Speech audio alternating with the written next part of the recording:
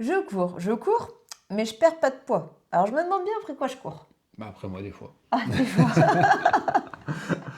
C'est un vaste sujet, mais qui nécessite quelques petites informations importantes. C'est que si tu ne perds pas de poids en te mettant à courir, ça veut dire que tu augmentes ta dépense calorique, mais tu augmentes ce que tu ingères. Ouais, mais après, des fois, ça marche. Moi, il y a 15 ans, je me suis mise à courir. Mm. Forcément, entre le moment où je courais, où j'étais tranquille dans le canapé, ben, ça fonctionnait quand même. Exactement, parce que ce qu'il faut comprendre, c'est que beaucoup de gens se mettent à courir. Déjà, attention à ne pas démarrer d'entrée de jeu à vouloir courir 5 heures par semaine quand tu n'as jamais couru de ta vie. C'est le meilleur moyen d'être blessé et d'avoir des problèmes, syndrome de l'essuie-glace, tendinite, tout ce que tu veux. Ça, c'est la pire des conneries. C'est commencer par 20, 30 minutes et commencer progressivement. Ça, c'est une chose hyper Ouais, importante. puis on trouve plein de méthodes maintenant pour pouvoir Ouais. démarrer et tout, c'est chouette. Exactement. Et ce qu'il faut comprendre, c'est que la course à pied, ça a un effet sur le corps, c'est que du coup, ça va augmenter la grééline, donc c'est-à-dire une hormone qui va nous donner une sensation de faim, beaucoup plus que la musculation. Et ça, c'est important de le comprendre, c'est que l'effet cardio nous donne vraiment plus envie de manger, nous ouvre beaucoup plus l'appétit. C'est vrai qu'à l'époque, quand je revenais, alors souvent je partais courir à jeun, motivée et tout, et j'avais un peu tendance à défoncer la baguette derrière. C'est un peu la problématique. Et moi, c'était la même chose quand j'ai commencé à avoir à perdre du poids. Je me suis mis au sport du jour au lendemain. Donc oui, au début, j'ai perdu du poids. J'ai dû perdre 6 ou 7 kilos assez rapidement. Et d'un coup, plateau. Plus rien. Parce que ton cerveau a commencé à s'adapter à la course à pied. Donc du coup, ça devient un peu une routine. Mais sauf que ta routine alimentaire, elle évolue aussi avec ça. Parce que du coup, tu fais des fois un peu plus.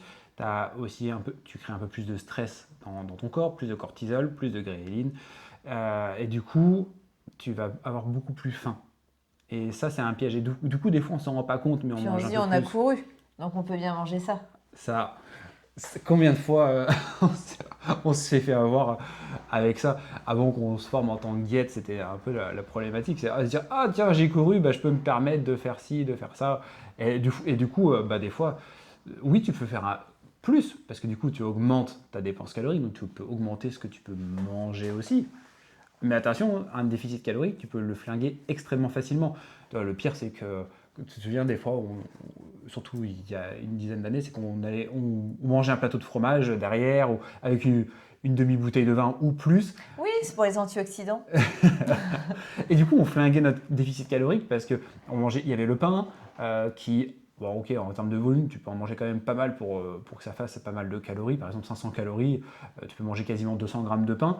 Sauf que pour faire 500 calories avec du fromage, suivant le fromage que tu fais, c'est à peu près 100 calories. C'est 120 grammes de fromage.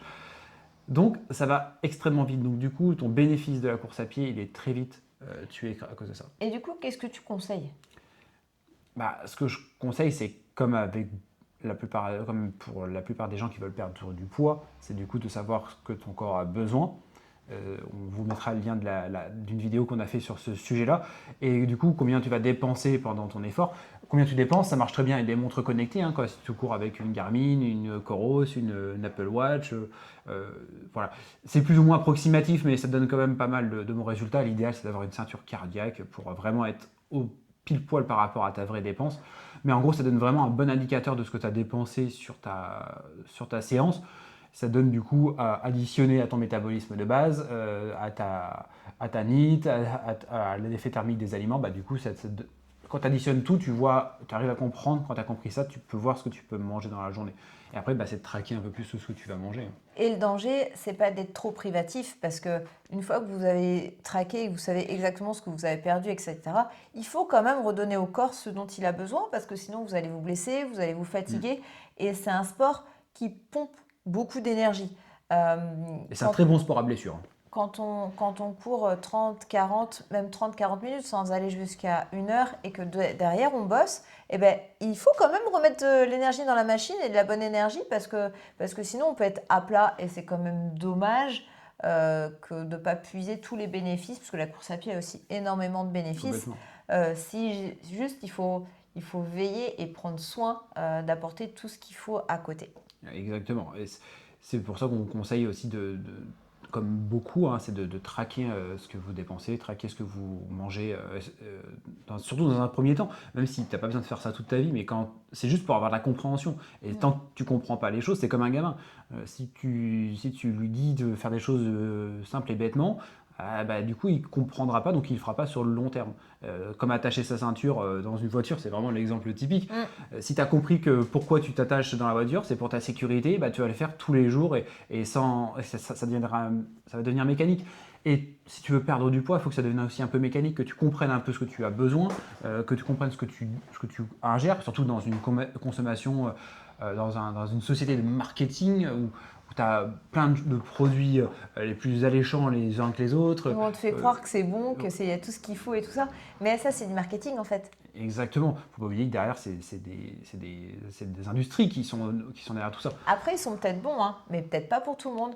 Et que de toute façon, pour que ça soit sur du long terme, si tu comprends pas comment tu fonctionnes, ça durera pas longtemps. Et on ne dit pas qu'il ne faut pas manger des choses un peu ce qu'on appelle coquines, des céréales, des choses comme ça, mais des céréales, je sais pas, c'est ça qu'on n'en mange pas, mais des Kellogg's, des trucs comme ça. Ouais, tout ce voilà. qui est coquin, ça va être la patate tartinée, ça va être le problème, les viennoiseries. Le problème, c'est pas d'en manger en fait. Le problème, c'est l'excès d'en manger.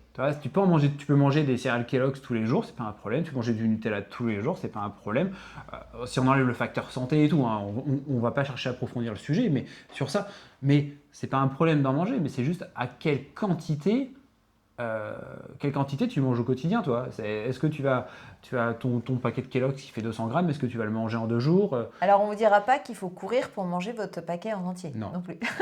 Surtout qu'il y a quelques années, j'étais quand même la star pour manger un paquet de Prince entier. Donc, un Prince, c'est 100 calories. Je mangeais un paquet de Prince entier tous les matins. Donc, je prenais 1500 calories dans la vue d'entrée de jeu et en plus que des glucides, donc c'était parfait. C'est pour ça que je faisais plus d'une centaine de kilos. C'était cadeau. Bon, voilà.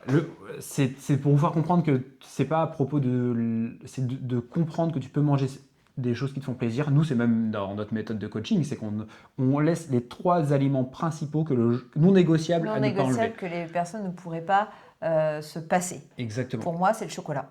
Pour moi, c'est le chocolat. On ne s'est pas rencontrés pour rien. Et un peu le fromage. Et un peu le pain. Voilà. Voilà, c'est un peu nos péchés mignons. Après, en fait, ça arrive des fois, pendant une semaine, on en mange tous les jours. Mais on ne mange pas 200 grammes tous les jours. C'est juste un bon ratio qui sont compris dans nos apports quotidiens. Et c'est là où c'est la magie de la nutrition. C'est quand tu as compris combien tu dépenses, combien tu ingères. Que tu cours ou que tu cours pas, en fait, ça reste la clé. Exactement. Et que ça soit... Puis plus tu vas te mettre à courir, plus tu vas aller loin, plus tu vas... Par exemple, si après un marathon, tu vas avoir une possibilité de manger beaucoup plus parce qu'automatiquement, tu auras dépensé beaucoup plus de calories. Voilà. Et c'est pareil, mais si sur un marathon, tu dépenses 4000 calories, plus on va dire un métabolisme de base à 1500 calories, tu manges 5500 de quota dans la journée, ça va très vite à flinguer. Hein. Après ça, tu vas manger un burger, des frites, après, une bouteille de vin. Le jour du marathon, mais tu as toute la prépa en amont. Quand j'ai préparé un marathon, c'était en 2018, je crois. Ouais. J'avais des fringales, mais je mangeais le miel. Alors, je suis gourmande de tout. Hein. Le miel, j'aime ça, mais je ne sais pas pourquoi. Je mangeais le miel à la petite cuillère. Et en fait, j'avais pas mon quota de glucides. J'étais pas à cette époque, on traquait pas comme on traque aujourd'hui. Et il y avait certainement un déséquilibre à un moment donné. De toute façon, quand tu as une irrésistible envie de quelque chose, c'est que ton corps manque de quelque chose dont il a besoin. Et il va aller chercher la source, la source qu'il a devant lui, la plus rapide pour pallier à ce manque. Complètement. Et puis le piège, c'est de se dire, je vais courir encore plus, comme moi, il y a une quinzaine d'années, et de vouloir manger encore moins. Et là, tu te fais encore plus piéger, tu es blessé, tu es fatigué, tu te dors dessus, tu es irritable. Ouais, ou tu craques parce que tu es dans un boulot où il y a toujours plein de choses J'étais infirmière aux urgences, il y avait toujours plein de choses à manger.